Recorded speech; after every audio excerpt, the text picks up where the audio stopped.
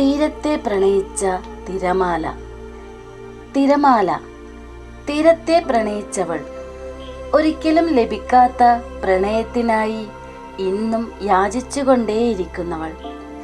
ആർത്തലച്ച് വെറിപൂണ്ട് തീരത്തോടടുക്കുമ്പോഴൊക്കെയും തീരത്തിൻ്റെ പിരിമാറിൽ നിന്നും വിട്ടകലാൻ മാത്രം വിധിക്കപ്പെട്ടവൾ. ഇവിടെ തെറ്റ് ആരുടേതാണ്?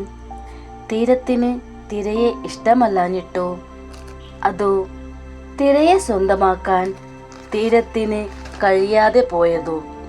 തിരയെപ്പോലെ തന്നെ തീരവും അതിൽ ദുഃഖിതനാണോ? അടുക്കുംതോറും അകലുന്ന അവരെ കണ്ട് ആനന്ദിക്കുന്നവർ ഓർക്കുക, ഒരിക്കലും ഒന്നു ചേരാനാകാതെ പോയ രണ്ടു പ്രണയിതാക്കളുടെ ആത്മനൊമ്പരം. ശാന്തരൂപിണിയായ കടലും തീരത്തെ തഴുകുന്ന തിരമാലയും ഇടയ്ക്കെപ്പോഴോ ഉഗ്രമൂർത്തിയായി സംഹാര താണ്ഡവം നടത്തുന്നു. കടൽ, അതെ, അവൾ അമ്മയാണ്. അമ്മ ശാന്ത സ്വരൂപിണിയാണ്.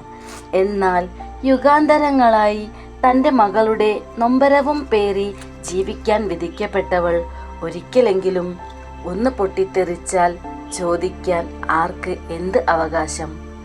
കടൽവെള്ളം ആ അമ്മയുടെ വറ്റാത്ത കണ്ണുനീരാണ്. അതിനാലാണ് ഇന്നും ഉപ്പിൻ്റെ രുചി. തിര ഇന്നും തീരത്തെ തഴുകിക്കൊണ്ടേയിരിക്കുന്നു, എന്ന് ഒന്നു ചേരുമെന്നു പോലും അറിയാതെ.